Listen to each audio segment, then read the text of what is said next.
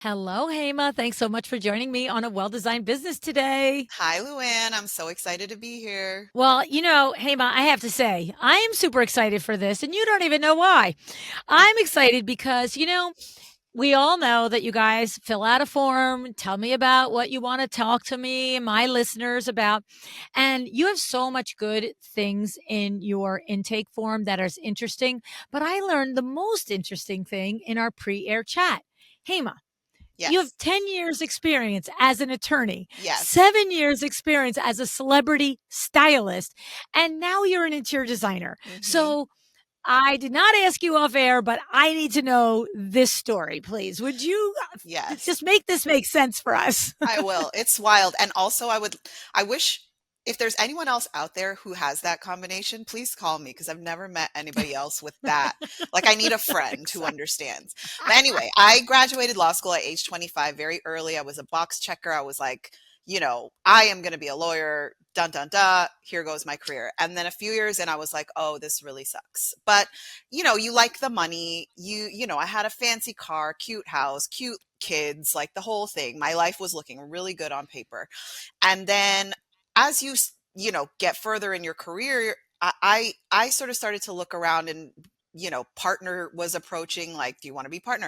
And I'm like, who can I emulate? Literally no one. Everyone around me was miserable. I didn't like what I was doing. I was a lending attorney, and in 2008 I was representing very large financial institutions as they took away people's properties. It was miserable. Yikes. At the time, I'm like 28, 29 years old. I had a 2 year old and a 1 year old.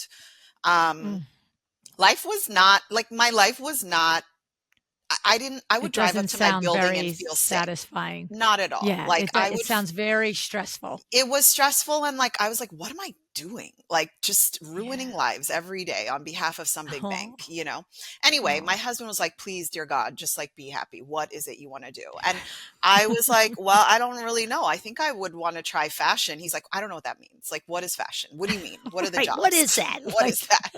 And I didn't know. I was like, what are the jobs? I have no idea. So I did some research. Rachel Zoe Project was on TV. I reached out to some people in LA, like via email, just like, hey, what's your job? And I was like, I think I could be a stylist. But at the time we were living in Florida, there's no career there for that. So, I quickly deduced like we either had to move to New York or LA. Um, I wasn't going to start over. I mean, you got to go where the work is if you want to do the work. I'm just thinking I'm your husband. Wait, we went from fashion to we're uprooting our we don't Yeah. even know what the job is, Yeah. but we know we have to move to New York or LA with our 2 little kids. Oh, Yes. good, good. Hey, God bless thanks him. so We're much for still that. married. We're coming up on 18 years next month. Like he's still here, Wow. So like And what we was his career or is his career that he was yeah. able to be flexible? So he still works in the wine and spirits industry. Right now he works for LVMH. And Oh, so California was a good move in a lot of ways. Like I wasn't going to go to New York and okay. start over at $0 with my two little kids. Like that's a hard life, right? So my sister was Yes. already living here in LA. I came out to visit her. Hmm. That visit sealed the deal. I loved it here. I could see us having a family here. It's just a nice place to raise a family if you can make it work, Yes. lots of Sunshine choices every for the day. kids. What's wrong with Sunshine, that? we've got the museums, we've got the culture, we've got lots of I could see my kids growing up in a place where there are lots of jobs that exist here that don't exist Yeah. in other places. So it was a good move. You're going to laugh at this. So I tell my husband this master plan I have. I'm like, we're going to sell the house. We're going to move to LA. You're going to get a job in wine and spirits, and then I'm going to start interning. And he's like, okay, girl, sounds good. And so the cleaning lady comes and the house is clean. I'm like, I think I should just put the house on Zillow. And mind you, this is 2000 and uh 14ish, so the market had not yet rebounded, right, to 2013. Like Okay. homes were not selling quickly. I took pictures of my house on my own camera, put it on Zillow, and got an offer for full asking price the next day. This couple came and handed me a check to put it in escrow, that house. And I was like, shit, we have to move, So We sold the we house. sold the house. Hi, Like this honey. is How happening. was your day? Oh, Yeah. good. Yeah. I sold the Sold house. the house. And my husband was like, what? Um, I mean, I think I forgot the sequence of things. It was 10 years now, but he did Yeah. end up finding a job long story short, my sister found our apartment. We moved in 30 days. I told my boss that Monday, and he's like, I need you to work remotely. Nobody ever worked remotely at our firm, but he was like, I was working on this project, and he's like, I just need you to work remotely. I didn't tell him why I was really going to LA. I was like, my husband got a job, like whatever. You So didn't say, "'Cause you're sucking the life out yeah, of me here at this job." which he My did. husband, on the Listen, other hand, needs to exactly, move, but I just exactly. have to go with him. Exactly. That's literally what I said. And Yeah. so they let me work remotely. And so the transition wasn't bad. I spent 8 months working remotely and then interning with celebrity stylists in the afternoons because the time difference helped. I would work super Yeah, yeah, early yeah. on East Coast and then kind of go intern in Yeah. the afternoons or whatever. And that's how I got my start in celebrity styling, is just by assisting other stylists this way And when you say interning with them, you're offering your services for for free. free in Yeah. exchange for learning and so Yeah. forth, right? Yeah. Hmm.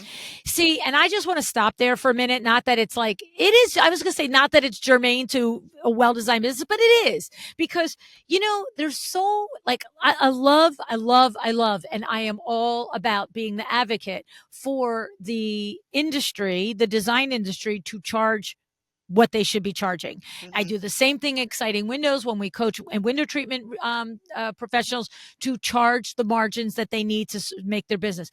But there are always times and places where what you're doing is for your own experience, it's for the networking, it's Yeah. for the opportunity that will come. And I feel like, Hema, you tell me what your observation in the industry is that it seems to me there is a huge swath of interior designers that don't understand that decision making property of this has value for me in these 5 ways, so I will do this, or this is just this particular situation taking advantage of me, and I'm only caving because I don't have the words to stand up for myself, or I Yeah. don't have the like the chops, I don't have the experience to demand what I'm asking for. But I think about Mikkel Welch. I Yeah. mean, look at Mikkel Welch. He just got nominated for an Emmy. He Mhm. sat on this podcast 7 years ago and told me how he used to do projects for free Yeah. from Craigslist in exchange for getting them photographed. Like Yeah. there are times and places to be strategic. And so, of course, I Absolutely. built your celebrity business, the stylist business, as opposed to the design business. But yeah, that was like going to school, right? It's like going to get an That's MBA in celebrity exactly styling, right? Yes, that's Yeah. exactly how I thought about it at the time. Having been through law school and all of that, I was already familiar with this idea of like being poor to learn something that is gonna like See, help right? you. You're paying to be poor to Yeah, learn something, right? exactly. I'm still paying those loans, by the way. Oh, Um, God help you. yeah, Oh. but yes, I think I haven't been in the interior design industry long enough, but I do have made a lot of friends, and I do know a lot of people, lovely people. But I think sometimes people let their egos get in the way of like their own progress. It's like sometimes you do have to take a step back. Um, and in order to learn something or to get in a certain circle, like I was new in town when I was a stylist. I didn't know anybody, I didn't have connections, I never worked in fashion before, so who was going to hire me? I literally made a resume that was like, has a law degree and a car, I'm smart, I can do stuff. Like that's what it was. And I All you have to do you is know add to it, "I'm gritty. I'll get it done. I'm I'll get it scrappy." done. And listen, I was the 30-year-old intern, Luann. I had 2 kids and a mortgage and like a full-on life. And here I was alongside all these like 22-year-olds, and I had to like check my ego. I remember one time I was instructed on how to properly tape a box. And I was just like, instead of me having an attitude about it, I was just like, fascinating. Okay, Thank I will do you. that. Thank you so much for that Thank you. input. Yeah. I I didn't mean, know that we put the tape on this way. I that's thought it went the exactly other way. I swear to God, when had I ever done that? She was actually like helping me, but whatever. Anyway, I sat there and I was like, cool, great, Oh. you know. Um, but shit like that, I did. And then that turned into paid gigs and bigger jobs. Like I've worked with everyone from Madonna to Kate Hudson. I was at the 2019 Globes with Wow. Andy Samberg. Like that career, I really did it. Wow. I did it Wow. and realized pretty quickly and like how toxic that industry is. But I was like, whatever, I'm here. I made this move. I did it. I'm never going to make the money I want to make, but like, I don't know what else to do. So I just kept doing it and kept growing and learning and whatever. But I already knew maybe 3, 4 years in, like, I'm not doing this for the rest of my life. There's no way. This is not a scalable business, you know? And Okay. then, Okay. At what point did 20, you break it to your husband that you moved him all the way across the country and you weren't going to do it? I mean, I think he knew he was on his own He career knows journey. you Like, he was already. just like, Yeah. He's just like, I'm on the roller coaster he's with you, on the Hema. roller All right. coaster Wherever the every next stop day. is, don't Every worry day. about it. That's it. I was like, you signed up for this. Okay. Like, That's you it. signed up for You this. picked me. You You picked picked me. me. I he knew, but I think at this point he was just like, well, she'll figure it out. You know, one thing about That's right. my He also husband, yeah, he is that knows both sides of you. I know mhm, you a half hour and I know both sides of you. The part that's the yeah, dreamer and the part that will get it done. We're get it not done. going to just leave all the chips falling on the side and nobody's going to pick them up. Like you, That's it. I can see that about you. So that's funny. I mean, I'm Yeah, making fun about it, but I can see that it's a truth, right? it is the truth. He was just like, okay, well, figure out your next thing. I don't know. In the meantime, like we have children, so like, you know, do whatever you need to do. Yeah, um, please don't be as capricious about them as you are where you work. exactly, You like right? both of Like, them still, right? Like and you want them both listen, still. that's exactly, and I would beat myself up more than anybody else. Like Yeah. so it was, I really gave it, like, I tried everything, advertising, TV, like red carpet, all of it. And it was all the same. So the pandemic hits, I had a baby early 2020. That was our third baby. So that year Wow. was a wash. Like nobody, what did we do in 2020? I don't even know. Nothing. Right. We I drank even a lot of wine we and drank did a lot of wine. Zooms. And exactly. And I knew that I didn't want to go back to styling. Nobody's going anywhere, so I wasn't really doing anything, but it's fine. I was with the baby and the kids were homeschooling, whatever. I even considered going back into law, you know, because I was like, at least that's the devil I know and I'll make a lot of money. So I That's right. It's a sure interviewed with thing. like fintech firms. I mean, I was like, maybe I could do this. And nobody hired me because I think they could be like, they could see I was not really interested. So then 2021 How'd you like comes that along. one candidate? You mean the one who really doesn't want a The one job who here? really Yeah, doesn't want she's the job. fine. Listen, you're going to be like, what an idiot. This one interviewer asked me, what does your typical day look like? And I said something dumb like, well, I hope I had time for a workout and like work life balance. And this person was probably like, but do you want to work? Like, what do you mean? You know? Well, I love it when my colleague brings me a latte to Yeah. start the day. Hope I had time for lunch. Maybe I got through my to-do list. They could tell. So that wasn't going to pan out. It was just like the universe was like, girl, stop. Like, what are you doing? One HR recruiter after the interview process was like, I want to give you a book. And I'm like, okay, what's the book? And she's like, it's called The Surrender Experiment by Michael Singer, which, by the way, this book changed my life. And I tell Okay. everybody about it. The Surrender Experiment by Michael Singer. It's a phenomenal story. But the idea is you should not be pushing in any direction. What you need to do is be listening to your life at all times Love and it. then saying yes, like surrender. That is true surrender. It is listening and observing and then acting accordingly based on what people are asking of you, not what you think, but what people Yeah. are asking of you. Like, those are the clues, those are the breadcrumbs. This book changed my life. So January 2021 came along. I'm like, I'm going to do a little experiment. I'm going to do nothing and I'm just going to say yes. So February 2021, one of my styling clients was, people were starting to go out again and do things. And so they were coming back.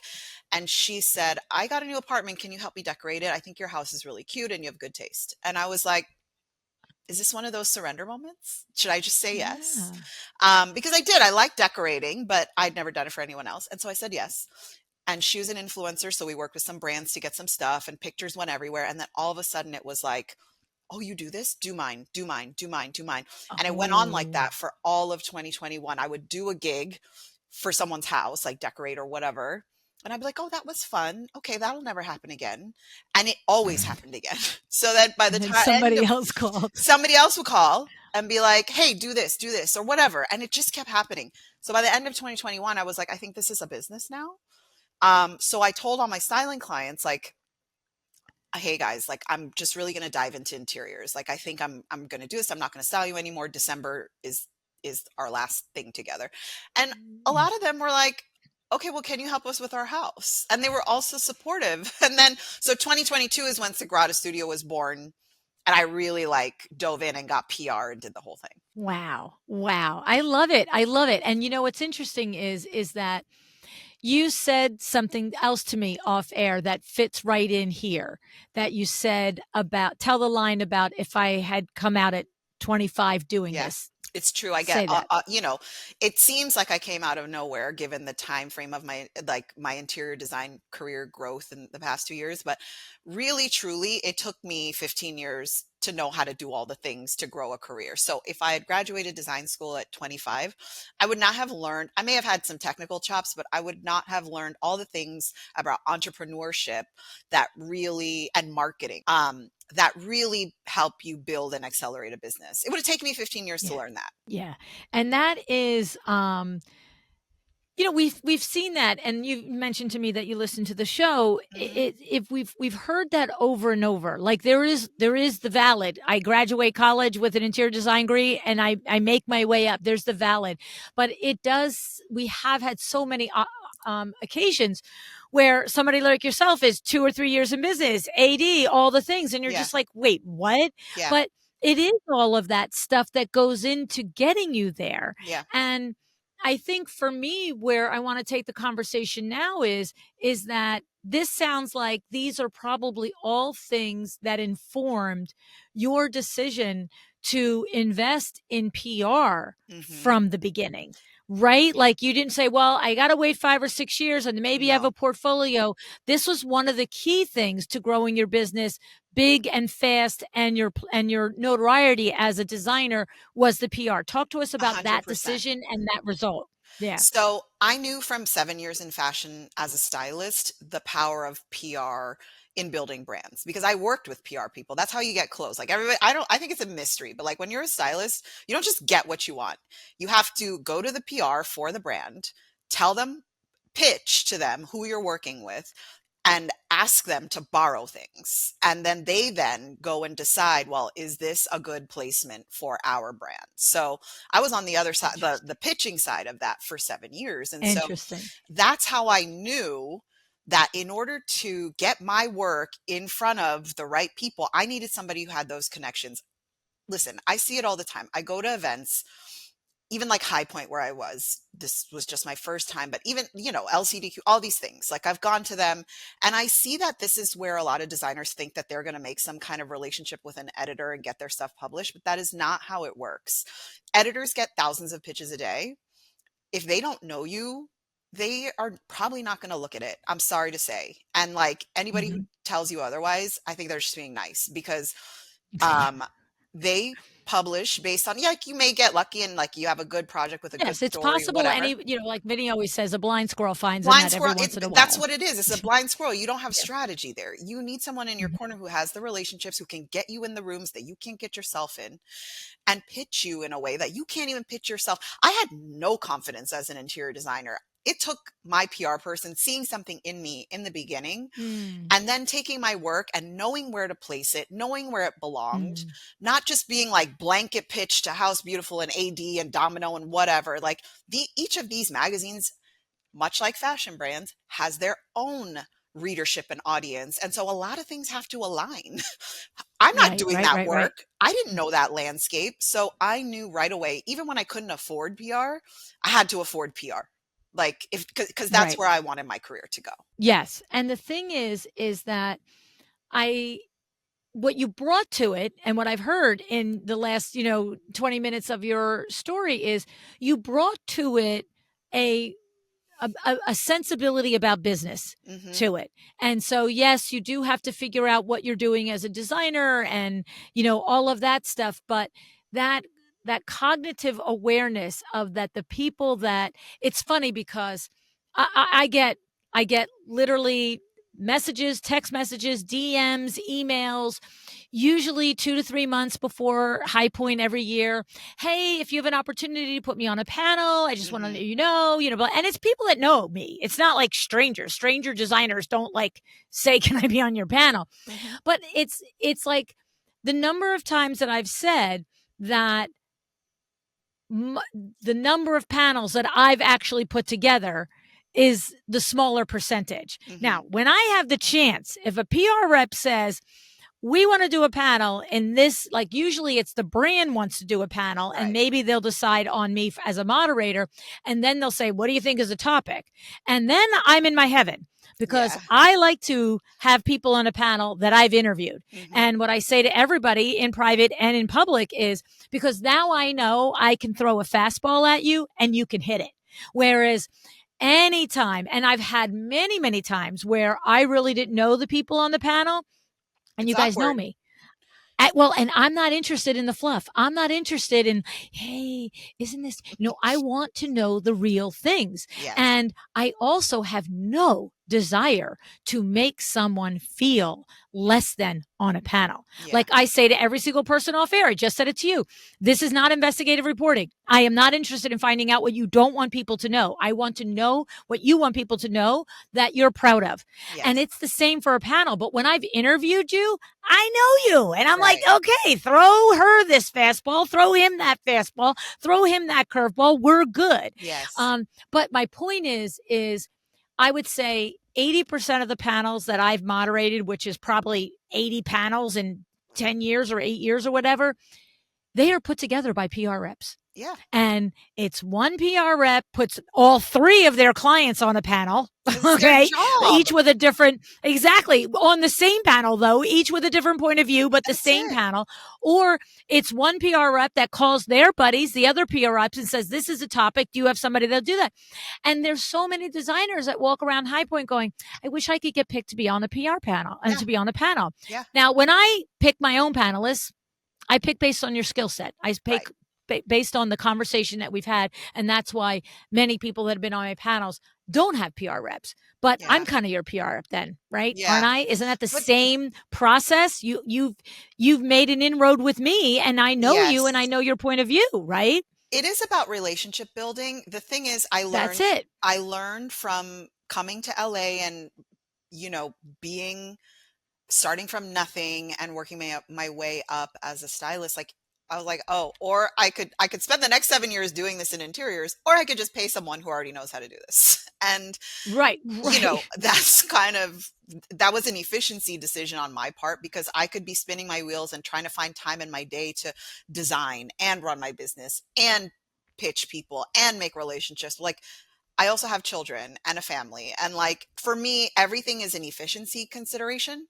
And so it just felt very efficient and still does. I'm still with the same PR person, but it's efficient. It's a team member who is dedicated to Yes. doing this one thing, this very important marketing piece, that it would take me forever to do. And I wouldn't even do it as well because it's not my job. Right. It, you know, it's funny because I've said it 1,000 times. It's kind of like when over the years when I was running Window Works and designers would come to me and they would say, well, I can open my own accounts with the Draper Workrooms. I can open my own accounts with, Hunter Douglas and Hartman and Forbes and the different places.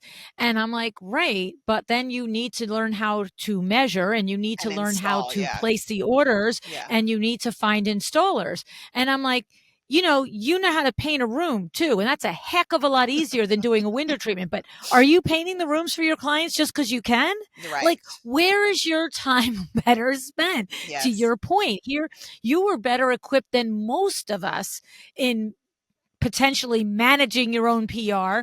And you understood, Yeah. like, okay, I got other things to do and let me outsource this to somebody who wakes up every day and does it 5 days a week, And right? yes, like, and also in choosing this person, I was like, this person represents me the way that I would represent myself. I think that's another consideration that you have to have is like, is Mm, this person's out in the marketplace speaking on your behalf, right? So are they respectful or are they pushy? Are they likable? Like I've had nothing but good feedback and like, we love Christina, blah, blah, mm. blah, like all of that was important to me. But yeah, at the end of the day, like I have to do my actual job and my actual job is not PR. Yeah, exactly. So the thing is, I guess if I'm listening to this conversation, I'm a colleague of yours and I'm listening, I might think to myself, well, how did you vet PR firms. I understood that you ultimately picked Christina because she felt like a genuine human to you and then you had synergy and Yeah. chemistry. But, I get that question a lot, like, which PR firm would you recommend? And I think to myself, that's like, which designer would you recommend? It's such a personal relationship. I can't Mhm. just give a blunt recommendation without some discovery. But what Mhm. did you do, Hema, in order to figure out who the reps were in the industry? And did you interview more than one? Like, how did you come to it for yourself? No, Christina was the only one. I was looking and I used Instagram and I kept seeing some designers I follow getting good placements, like the type of placements that I wanted in the magazines that I Mm, wanted. And if you dig deep enough and go down the rabbit hole in Instagram, eventually somebody's going to tag their PR person. So I kept gotcha. seeing her get tagged. And then I dug deeper and went to her website and I, looked at her body of experience. She used to be at Sunshine Sachs and all these firms that I knew from fashion. And it just felt like I reached out to her. She was super responsive. Our conversation was really good. And I liked sort of hearing her strategy for me. And it seemed like she just understood what I was trying to do. So I didn't interview anybody else. I was like, well, I like you. Yeah, but you know what? Like, it's funny because, we can put that little, pat answer on it. But what I wrote while you were talking was you started by going to Instagram Yeah. and seeing who the PR reps that were in the world, that were repping the designers that you emulated, Yeah. whatever the word is, that Yeah. you looked up to, that were getting the placements that you wanted to get. That's Yeah. one very important step you did. The second thing is you did the same thing with magazine placements. You looked to see who was the PR rep for that person. And look, listen, it's not always going to be in the magazine, right? Sometimes you have to go to the website of the designer that you see in the magazine and then you say for inquiries and you click on it and it brings Yes. you to their PR rep, right? I So did all there's a that. little, Yeah. yeah. And then the third thing is that I heard that you did is once Christina kept bubbling up to the top, you researched her. Yeah. And what's interesting is what you said in there, the research you did revealed that she worked with and or for whatever it was, brands that you knew. You see, Yes. I could research her and mean nothing to me, but it's an alignment for you. And Yes. then fourth, I heard that when you were on the phone with her, you had good chemistry. We It did. just felt easy. And then five was simply you liked her. And so, you know what? I'm all about that. Like, Yeah. you can say, well, I just liked her, but you did quite a few steps I did. till you decided that You're you right. liked her. Listen, to me, it feels natural because Luann, I'm an Yeah. ex-lawyer. I'm a lawyer. We research, we look at things, we dig really deep. Um, at one point, I was like basically a glorified debt collector, so it was my job to research people and where the hell they were. So this is like something you say it that way. Yeah. It's second nature to me to do that. Exactly. That's how I approach Exactly. design too, but it is just how I approach most decisions. It's like calculated. Yes. Well, but see, that is the lesson right in there. And that is the lesson that the podcast has tried to implore, or not implore, impress upon everyone so often is when you think about your talent as a designer, it's second nature to you. It is what you do. But for the rest of us, we need to be taught Hmm. how much goes into what you do as second nature so that we understand the value that you bring to us. And it's the same with this. I get it with second nature, but I heard five very specific things in there that Yeah, you did before you said, "Hey, Christina." that's So, fair. and then, yeah, no, I love it. And the thing about it is I don't I don't I don't really want to talk about what Christina's fees are. That's her private Well, business. This notice that podcast wasn't is even a evergreen. consideration of mine. It was never a Right. I consideration. love that too, by the way, right? I Like, had that's not this one of the criteria. It can't be because it's expensive. I don't care. Like if you have made the decision to spend on marketing in your business, you just have to close your eyes and jump off the cliff. Like literally, you just have to do it.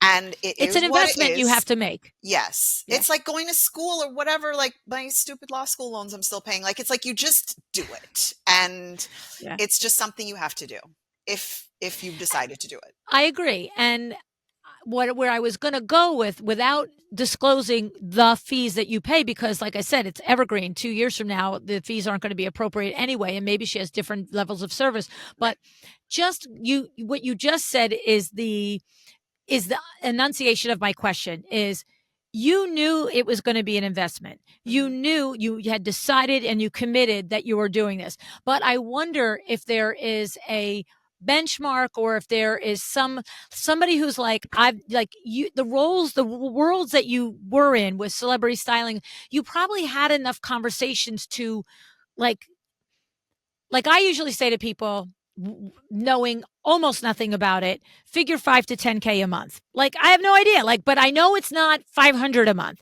So Yeah. what did you come into it and say, okay, I'm going to put a pot of 50K towards this, 10K toward this, 25, whatever it was. What was your process for, because you did have to have, just like clients say to us all the time, I don't have a budget. Well, yeah, you kind Yeah, of you do. do. Like, you do. Yeah. Right. Yeah. That's my favorite thing clients say, and then I throw out some ridiculous number to see how squirmy Yes. they get, Oh, you know? great. So you want a Yeah, $200,000 sofa. Awesome. right. I've got one on the shelf Mhm. for you. I'll be Right. like, Oh, "How wait, does no, half a no, no. million sound?" And then they react, you know? Exactly. Right. Um, I think that 30% of your revenue should go to marketing. This is a number that I've also researched in various businesses, interior design, whatever. I've asked all my friends who have their own businesses in different arenas, even my husband who works for LVMH, like, it's 30%. It's aggressive, but guess what? Like, That's if aggressive. it's aggressive, Mhm. but Mhm. for somebody, and maybe it's different for people who are not a startup. I'm obviously still what you would consider a startup. My business It's is always very different. young. Yep. Mhm. So at this point, I am aggressive about marketing because I got to keep my pipeline full. I got to get my name out there. I got, my Mhm. objectives in year 0 to 5 of my business are different from year 5 to 10. So in year 0 to 5, I'm throwing everything I can, everything extra I can at marketing, and I will review it. Mhm. Um, and so at the time I hired Christina, uh, that was like probably my biggest marketing expense 2 years ago, was Right. that every month amount, Okay. I was Okay. paying myself, I don't even know what I was paying myself, like the bare minimum at the time, between the Yeah. Yeah. photography and the PR. I don't think I was Yeah. taking home much. I still don't. I'm still like, what can I spend on the business to make You're it bigger? still growing it. You're Yeah. reinvesting in the business. Yeah. Right. I'm still, I Yeah. think, at Yeah. that 30% number. I review it, and it does generally work out. And honestly, if I'm Mhm. short of that, I'll find something to spend it on. That's the mindset I'm in right now with marketing. I think there is going to be time for me to pay myself the big bucks. I think that in year 2 of my business being official, this is just what I need to do to grow more. Yeah. Well, I mean, and so what I'm hearing, first of all, to kind of clarify the answer to my question, was you had a figure of 30% of your total 30%. gross revenue Yeah. that was going to go towards marketing. And Yeah. then you were committed to doing PR. And so if she took 20% of it or 10% of it, that was just how you're going to mix the Yeah. pile of money around. Yeah. It's no different than when a client says, I'll spend 100K on this room. Maybe it's a $2,000 sofa. Maybe it's a $40,000 sofa. As long as you make the whole thing The whole thing equal needs to work. 100K, Yeah. everybody's fine. Yeah. That's it. Totally get it. Totally get That's it. it. And then you're unusual in the design industry to invest any money in marketing, let alone that amount of money Are in you marketing. serious? That's Um, wild. yeah, yeah, no. I mean, look, there's 1,000 people going to write me an email and say, "Oh, I invested in my marketing." I'm like, please, you can keep your emails. And I love when you email, I really do. Yeah. But the point is that I guess what it is, let me be clear, if you understand the power of marketing, and to your point, you've made the commitment to invest a percentage of your gross into it, you're not actually the ones who are coming up to me asking me how to build your pipeline. That's Mhm. really the clarity. The Yeah. ones that are usually coming up and asking me how to build their pipeline, when I say, what are you doing with marketing? It's like, well, I post on Instagram. Sweetie, that's not marketing. like, No. like it might be if you hire somebody like Darla Powell and Wingnut Social and you actually invest in a marketing strategy. But, 10 o'clock at night after we put the kids to bed, posting up the picture and doing some commenting, that is not marketing. No. And I'm not saying you all have to invest in marketing, but to your point, Hema, if you want to come out of the gate going and get going, then this is one of the absolute non-negotiable criterias, It's right? a non-negotiable. I mean, I'll say it for you. Like, if you're telling me you're investing $0 in marketing, then and you're just relying on word of mouth, maybe then maybe you've just been doing it way longer than me. I don't know. I think the world is Right, right. different now. Like Yeah. the things that maybe used to work 20 years ago, I don't think they work anymore in interior design. Yeah. Well, and what it is it's the thing about doing that and relying on word of mouth and referrals is that you cannot build the consistency where you can say, oh, this year I'm going to write myself a $150,000 check Right. for working for my own business. Like Right. you're just at the whim and the will of your, network to let the world know about you. Like, you know By what the way, I'm I do saying? spend So money on that channel too, like the referral channel. I send sure, gifts. I send sure. like throw money at that channel too, actually, because it That's still is. right. I get a lot of business from word of mouth still, That's so I'm not right. going to Oh, ignore it. it's absolutely one of the streams of marketing. Yeah. No thousand, no 1000%. It's like you do have to look at like, what are we going to invest in referral and repeat marketing? What are we going to invest in bringing in new? What are we going to invest in partner marketing with Yeah. collaborators and brands and other trades and so forth? Like it's all the different places, right? Yeah. That you slice it up. And to your Exactly. point, photography and PR are in that Yes. pot. Yes. Yeah. Yes. Yeah, and it's I know your 30% number is a high number as my 4 decades experience, Vinny's experience on top of that. Hmm. That's a high number. It is a high number. It is a high number, and I think that most people 10 to 15% is on the high side, and when you're well established, 5 to 8%, like 40-year business, we can do 5 to 8%. But understand, let's not forget, the 40-year business is a $4 million business. So Hmm. 5% of 4 million might be the same amount of money as 20% of a $500,000 business, right? Like the Exactly. idea is that as the business grows, you're reducing the dollars in marketing, quote unquote, by percentage. But Yes. we somehow always have $150,000 budget for marketing. Like you know what I mean? It's like, Yeah. okay, I mean, at some point, your so business is big enough and you kind of cap out, like, how yes. much can marketing really cost? Like you kind of Yeah. And cap out. yeah, you want to always keep the new people in. What it Yeah. is the pendulum twists. Hmm. It turns where 60% of your business is repeat and referral. But Hmm. if you rely on that, you will go stagnant. And even as a You will. mature business, you always have to bring it in. And to your point, Vinny went a good 18 months in Window Works when we opened it in 82 without a paycheck. Hmm. Like it was just like, okay, this is going, we're going to buy another. Like then you put ads in newspapers. Okay, we're buying another ad. We're buying another ad. We're buying another ad. That's what you do. And I did that when we became official. That first year in 2021, I was like swimming in it because I was like a one woman show and it was like a fun thing I was doing on the side. And I was like, ooh, I'm making a lot of money. And then when I started to take it seriously in 2022, Yeah. uh, I that is no longer a reality. Now I have health insurance Right. and I have salaries to pay Yes. and I have Yes. my own salary, which is like whatever the bare minimum is I could pay myself, and the marketing expense and the overhead. We have a storage, all the things. So like I'm not make the year one was great, but like when you're growing, you're not. It's No, not the same. no. And the thing is for me is I am always fine for the business owner that has this philosophy that you have. It's like I am actively in like what you are spending on Christina, you could be taking as your salary. That Absolutely. the you're making the money, but you're making a conscious choice that this is going to pay me dividends. It's this choice to pay her is no different than your choice 10 years ago to work as an intern at no charge. Yeah. You are investing in your future. And so, but if you came to me in 5 more years and you're still not making a healthy salary, I'd be like, hey, Ma, what's wrong over there? Yeah. Something's not wrong in the numbers. The thing is out of whack Yeah. because by 3 years, 4 years, you should be starting to like, feel good about the money you're making. Hmm. Now, conversely, somebody could be working very legitimately out of their home as an interior designer, have absolutely no employees, maybe have some subcontract 1099 employees for various things here and there. And maybe they're going to gross 250,000 and they're going to pay themselves 100,000 because there's no expenses and they have no desire to build it beyond them or to be an AD and like all of the hopes and dreams that you are striving. I So, recently did a panel with a designer who operates that way. She's been in the business a long time, like over 20 years, and she's a one woman show. And she yeah, just does like five or however many, six projects a year yep, that are big and like has no overhead and does all the that's ordering. I was like, you'd order and track and it. do all the things. She's like, yeah. I'm like, what?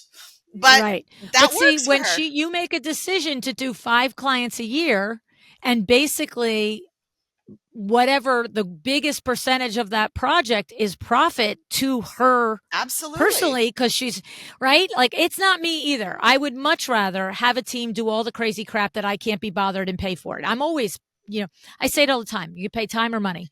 I'd But rather pay money. the other thing is the strategy. So when I spoke to Christina about the things that I wanted to do, it wasn't just get a bunch of clients. Like I wanted the Yes, good. licensing deals. I want the TV show. I want the book. I want all the things that come with being a respected person in the business. So I could be doing great work and have a design studio where nobody knows me and I just do great work and that's enough. But this is my Right. third service business that I've done, my third career where it's one-on-one.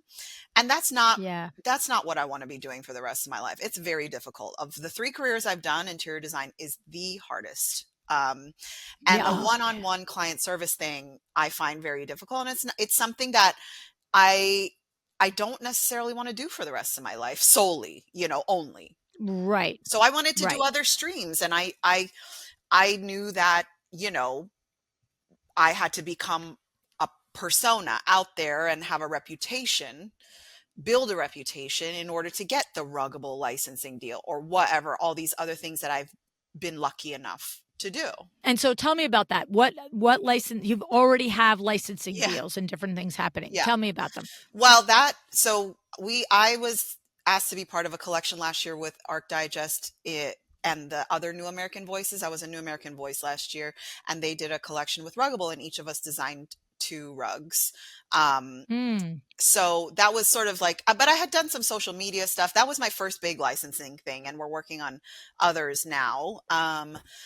But that that stemmed from, okay, so let's look at the sequence of events. I get PR. She pushes a project out to AD. They run it in print. My work then gets on their radar. Then immediately after, they're like, we're going to name you a New American Voice. We can't wait to see what else you do. So last year, I was in the magazine twice.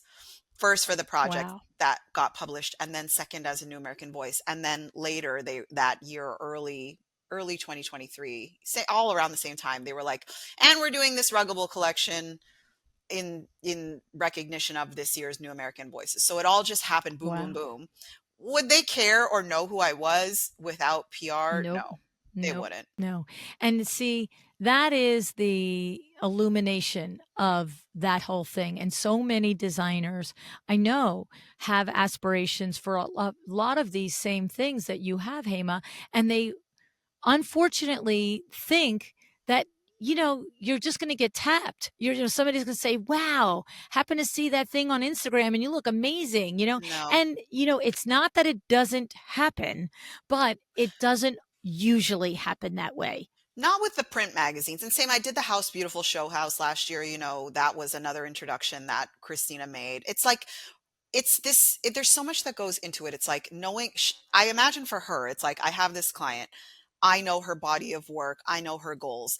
I know everybody in the interior design landscape. How can I match make? What are the Yes, valuable yes. relationships I Where can does it create align? here? Where Right. can I create alignment so that everybody makes money and everybody like grows and everybody gets what they want?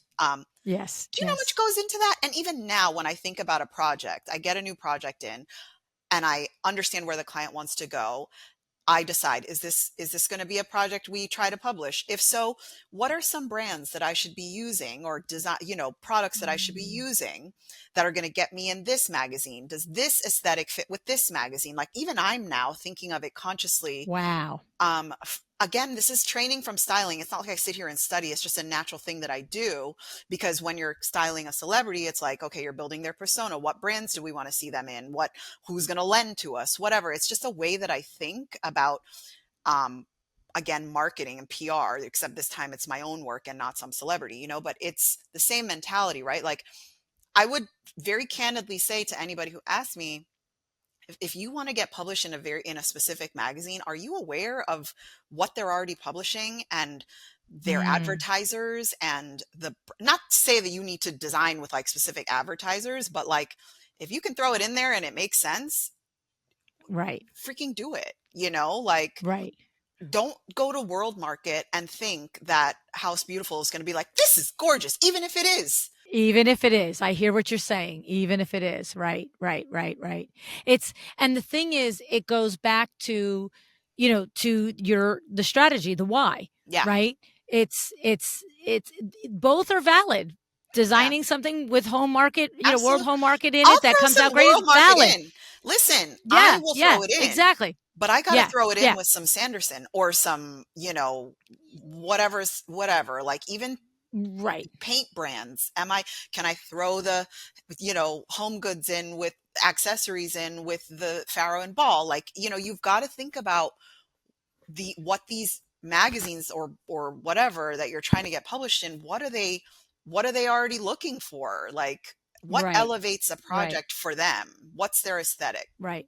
And I don't know, and I don't think really, and you can correct me, but I don't think what you're saying is that a publication is like, oh, she's got Farrow and Ball and she's got Sanderson, and there are advertisers, so that gives her a leg up. I Not don't at think that's all. what you're saying. And No. correct me. I think what you're saying is these advertisers resonate with our audience. They Yes. are consistently successful in our magazine, so Yeah. therefore our magazine viewers and readers are also going to resonate when it's in the project, not just on the Yes. advertisement page. Correct? Absolutely. And by the way, my project that actually got published in AD, we did use like Farrow and Ball paint, but like there was a celebrity attached to that project. So, Ah, see, you that's the know, other that's the nudgy other thing. Yeah, piece is like, if you don't yeah. have that, do you have the celebrity thing? And I've actually talked to the AD editors about if AD is your thing or whatever. Like, there's a formula that every single magazine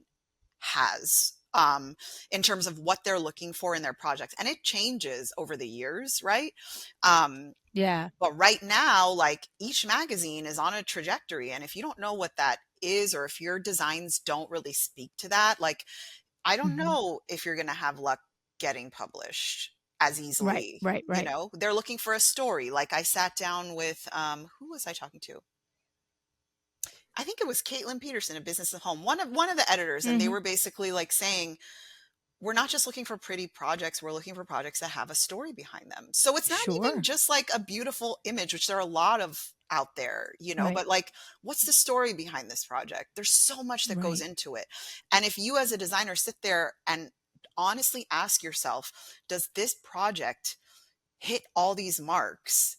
You Yeah, know, I don't know if you'd really even feel like, okay, maybe it's not right for this publication. That's what your PR yeah. person does. And they're the ones who are going to tell you. That's right. And the thing is, what's interesting is, all of the PR reps have multiple design clients, particularly, obviously, and when they specialize in the design industry. And they're doing that sifting, Hmm. Hema over here with this project for this place, Yes. as opposed to just like, dumb pitches that don't make any sense to the publication. I don't know anything about those. I don't know why No, I said that. you've never gotten one of those. I have heard of designers who will just like get new pictures and just like blast it out to every single editor. And I'm not Mm, sure that that's a good strategy. Like that no, to me just I'm sure shows that it's not. you're desperate, right? Like Yeah. everybody's like, these editors will see it and they're like, this is just not even relevant to my publication, you know? Yeah, yeah, yeah. No, it's true. There's fewer things that can upset a professional who invests their time in creating a platform, whether it's a magazine, a podcast, whatever it is, and really hones the brand and the point of view, and somebody pitches it completely off brand and off point of It's a view. waste of And everyone's but time. Well, and the thing is, and it always comes with and we love your XYZ podcast or magazine so much, and we love what you're doing over there. Yeah. And then it comes with something that has nothing to do with your doing. So it's like a double, you've got to be kidding me moment. And Mm-hmm. I know that the editors of magazines are in this position often. Same. It's like, Yeah. yeah, we don't publish this kind of work. Like, what are you doing? Don't tell me how much you love my magazine. And then, to me, it's akin to going on a job interview Yeah. and And not absolutely knowing having anything done about the no company. research. Yeah. Yes. It's Mm-hmm. like, oh, why do you want to work here? Well, I don't know. I don't have any money. Great. That's awesome. You Yeah. know what I mean? Like, I need I this love the job. question. Yeah, yeah. It's like every single person, I interview, I do a lot of interviewing over at WindowWorks. It's one of the few responsibilities that I still have over there is the interview process.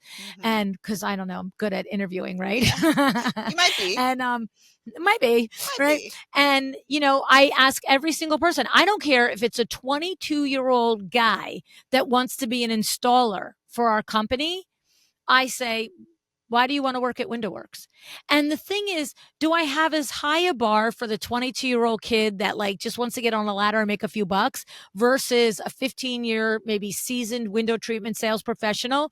No, it's like what's that called? A gliding scale? What's that A sliding kind of scale. scale called? Yeah. Sliding scale, right? Like, Yeah. but the thing is, at the very least, that 22-year-old kid, he's got to say something to me that's specific about WindowWorks. Yeah. I don't care how stunad it is. I've had kids look at me and go, oh, well, I was reading your website and you guys have been in business for like 40 years and, that feels like a good place to work. And the thing is, that is not exactly the reason to work here, but it's like, okay, you Not read bad. I the like that answer. website. It's Yes. like what they're not saying is you look like you know what you're doing and I want to work at a place that knows what they're doing. Kind of, Yeah, but I mean, my point is all you have to tell any answer Tell me that I something. can Yeah. ascertain, Mm-hmm. that You know you have something. looked into this a little bit. Mm-hmm. And then you take it all the way to a PR professional or an interior design professional that is going to an entity like Better Homes or AD or whatever. And you don't do that basic level of research to understand. Like, I'm Yeah. going to forgive a 22-year-old kid. I'm not going to forgive a professional interior designer for doing a pitch that's completely off brand. You Yeah. automatically in my mind go to a category of, no idea what you're doing. No idea. like And that's it, yeah. and I don't know, maybe I wonder even if some designers even recognize the different aesthetics that these magazines have. Like that would be step one for me, especially if you're a younger designer and trying to figure out your style Yes. or like your aesthetic or whatever is like, can you even tell the difference between an L decor Yes. and an AD, because it's Yes. it's a big difference. Do you know Yeah. what it is? Do you know where you fit? Right. This is stuff you need to know Right. about yourself and your business. Yeah. I love it. I love it. Mhm. Before I let you go, are there any other remaining thoughts, lessons, to share about this experience of, really what my mind is it's an intention from the beginning to strategize that, yes, I want to be in TV. I want to have licensing deals. I want to, be an AD. I want to like, you just like, that's it. Day one, this is what I want to do. Yeah. Any other thoughts or lessons regarding that come to mind, Hema? I just think that maybe I think you need to get a little when you're starting your business or when you're in a building phase, you need to get comfortable with making less money. And I think that's really difficult for people, but like in the stages in the building stages of your business, I just want to say like you're not going to be rich. The riches will come. I by the way, I like tell myself this every night as I'm, like I really wish I could pay myself a They will lot come. lot They're more. coming. They're coming. But it's a long game and and by the way, it's wild that I'm having this conversation with you about marketing and PR because I knew nothing about marketing PR. I did not go to school for marketing and PR. It's just something that like, and now you're asking me my thoughts on it, which is like actually insane. But it is something that you can learn and that you can get comfortable with. But like above all, hire the help and get comfortable with making a little less for now. Yeah. Well, with the caveat that we're investing it in the business. It's Yeah. not, here's the caveat, the distinction I want to say to what you're saying. Your business is earning money. You're choosing to invest it in reinvesting and building the business as opposed to taking it in salary. See, Mhm. that's a very different, and I know that you're not experiencing it, so you are missing the nuance there.